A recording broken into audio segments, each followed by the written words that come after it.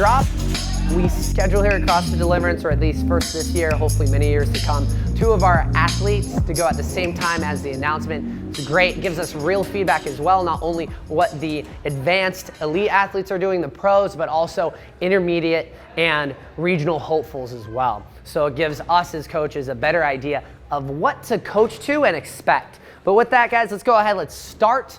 Let's talk about what we get to cross off the board this week. We already did this preemptively. Guys, we get to cross out our couplet and our multi-part in terms of format. We're gonna put asterisks by some of these movements and formats because it is part of the multi-part workout. We could see them be repeated, right? But with that, couplet's done, multi-part. Our 4-time, cool thing about 4-time this year, this is the first time because it was multi-part that they put a time cap on it. I think that's gonna be great for some of you. Keep your fingers crossed that that's the last 4-time, right? We can all remember how long 17.5 took a lot of people. So with that, we got rid of cleans, and then we got rid of a dumbbell, well, just burpees. Now, for the dumbbell movements, new, I guess dumbbell front squats, are new, right? But I'm not gonna cross anything off because it's nothing special, right? We've all done it a million times. So with that, let's flip it over and let's get going to the good stuff, right? What your warm-up flow and what your mindset should start to frame around, right? So we're gonna talk about general mobility just like last week. We're gonna go every 2 minutes for 6 minutes. 70% effort for 90 seconds on the assault bike. We're just trying to get warm, right? Feeling out what the body is like. And then you're gonna go ahead, the last 30 seconds of each section, you're gonna have a 90% effort. If we were to put RPM ratings on this, 70% should somewhere between 65 RPMs for guys, around there, 55 for ladies. And that 90% effort should be above 75 RPMs. For guys, yeah, it's gonna hurt a little bit, right? And then it's gonna be above 65 for the ladies. Now from there, we're gonna go and talk about our mobility or stability items for this workout, our T-spine, pull-off press, and our slingshot into a squat.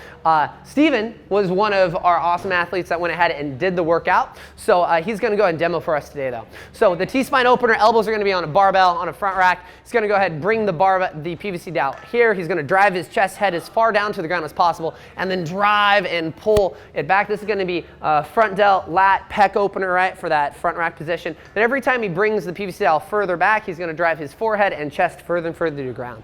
You're gonna do that for about 3 to 5 times. After that, you're gonna go ahead, feel free to come over, grab this band. Thank you, Steven. Right, and we're gonna go through the pull-off press. Some of you already know what this is. This is an anti-rotational movement that just goes ahead, primes the midline to stabilize against forces being put onto it, like a heavy clean, right? So he's gonna go ahead, find a nice static position to where glutes are on, lats are active, he's nice and square. Then he's gonna drive out of the band, and he's gonna notice that as the band, go ahead and give me 5, buddy.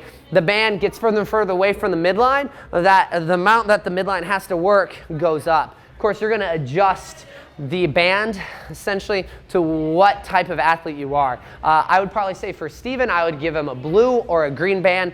For us here, we use Rogue band, so all the tension's a little different. For a lighter athlete, I would go ahead maybe a red or blue. Then after that, the slingshots, essentially we're just trying to warm up the glutes. You're gonna think 3 steps to the right. I'm gonna have Steven just do 2, right? Boom, then after you do that 3rd step, he's gonna find his squat stance and he's gonna go ahead and give me 2 to 3 squats where we're thinking active knees out. We're trying to go ahead and prime that move pattern where we wanna use that posterior chain as much as you can. Then he's gonna walk back 3 steps, have another 2 to 3, right? Super simple. You're gonna go through this cycle, thank you so much, Steven, about 2 to 3 times, right? The more sleepy your muscle groups are, or the tighter you are of a person, you're gonna need to understand that this is gonna have to go up in rounds. Rather than 2, it might be 3 to 4.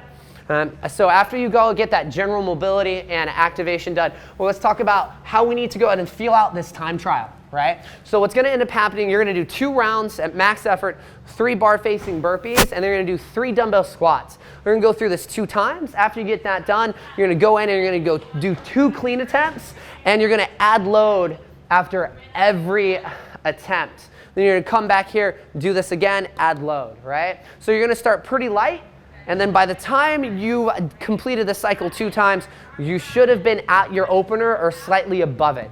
Now, with that, let's talk about opener, limiters and strengths. After you do this, you should understand what your limiters and strengths are, and you should start to be able to play around with your head what your strategy needs to be for this workout. But the biggest thing you have to understand, your limiters are going to be your brain, aka you being mentally weak. Let's real talk, right? You just need to go ahead and turn off the professor in a way, right? Your critical thinking, and just think you need to animalistically move through this and make it hurt. And then the other limiter is going to be your heart, aka we need to make sure that every time your heart pumps, right, that we're pushing as much blood through that's oxygenated into these quads, because they're going to get blown out, right? So the heart is going to be a limiting factor, right? If it's not oxygenated, right? And let's talk about your strengths. Your strengths can really be your mechanics in your lungs. Let's talk about lungs really quick. Your lungs, if you can keep a nice breathing cadence through your squats and through your burpees, this limiter is gonna go away, right? Because you're gonna keep everything oxygenated, and the blood that is getting pumped to your quads, it's going to go ahead, have the best chance to pump all that lactic acid out of that system, right? So you need to lean into the strength, because it's not being compressed or opened or really essentially limited because of these movement patterns, which is actually quite nice, right? Then your mechanics, you need to lean into your mechanics. If you've done a good job and you've taken the year not only just to work on what your work capacity is, but cleaning up your actual movement patterns, any mobility issues that you have, right? You should be able to trust that my mechanics of my squat are clean. I'm not too toesy, right? I'm not too much in my anterior chain. I can actually control where I'm putting all that pressure into. And when I go grab a barbell and go for a max clean, that I can trust my mechanics even under a state of fatigue, right? That your body knows what to do, and you don't have to be an active cuer in the middle of your heavy single. Right? Now, before we go into strategies, we're going to go ahead and talk it into tips, and this is where Steven's going to come back in here, and he's going to give some tips as the real-life athlete that actually just did this, right? I'm just the coach, right? I didn't do it yet, and kind of give us insight of what this is. Yeah, James, for this particular workout in the open, I highly recommend you make the squats unbroken, minimize the time under tension. In addition to that, if you drop down the dumbbells, it's just that extra effort to pick them up and have to squat them again. In addition to that, when it comes to the burpees, that's a mental game, like you mentioned before, but that is your time to essentially rest. Yeah. There, you can take a few breaths before coming down and jumping over the barbell. And then lastly, to set yourself up for success with the clean, I highly recommend that you set your beginning weight to something that you can confidently power clean. Perfect.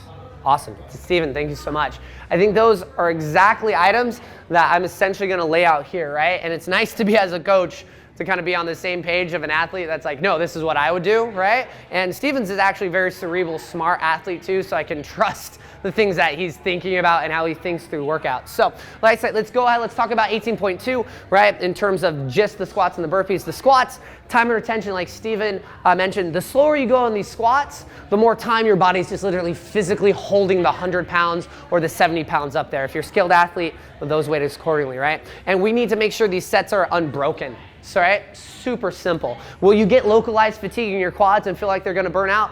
Yeah, but do you need your quads during your clean? Most of you are a CrossFitter, so you pull your clean more from a deadlift stance anyway than a vertical torso, so you're gonna be fine, right? The burpees, it's going to be at a pace faster than what you think, because we need to not be like mentally weak, as Steven just mentioned, right?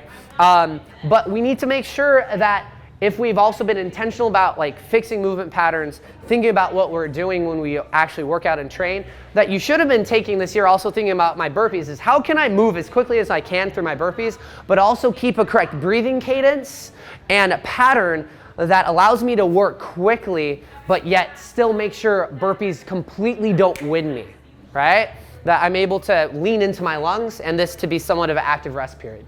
Now, if we talk about 18.2a, this is all about go as big as you can on that power clean weight when it comes down to. Pick a weight that you're like, I know I can confidently power clean this weight that I've chosen no matter under what fatigue.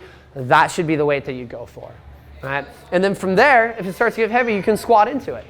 Pretty simple. And then we need to make sure when you start to think about jumps, that the first 2 to 3, I have 3 up here, but the first 2 to 3 jumps, we need to make sure we build confidence and we do not fail attempts, right? If you think of it, we have a really short time frame to be turn around, depending on how fast you did 18.2. We're not gonna have a ton of time, which means you don't have a ton of time to essentially mentally recover from a failed rep, right? Now, if you have, 30 seconds left and you know your starting weight that you put up there was way too light and you can hit it, because let's say this did horribly, right? It just didn't work out well, then cool, like let's go ahead, slap on the weight, and you're just hoping for the best at that point, right? But hopefully this went well. Guys, there you go, there's your warm-up flow, mobility tips, trial run, limiter strengths, strategies. Have a good one. Good luck on this. I think the name of the game of this one is essentially go harder than you think you can, believe in yourself, just say yes to some pain, and then just say yes to trusting your mechanics if you've been a smart athlete and working on them rather than just working past. Have a good one, guys.